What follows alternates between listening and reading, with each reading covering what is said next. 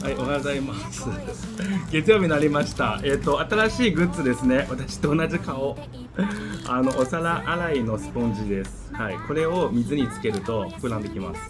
それでこの溝あるじゃないですか。この溝が、蛇口に挟むと翌日カチカチに固まります。はい、本日からですね、ご来店の皆様、製薬者にこちらをプレゼントしますので、ぜひ小屋市や大倉山店にご来店ください。待ってますよ。こちら結構ね、みんな評判いいですよ。はい、もう会いに来てください。よろしくお願いします。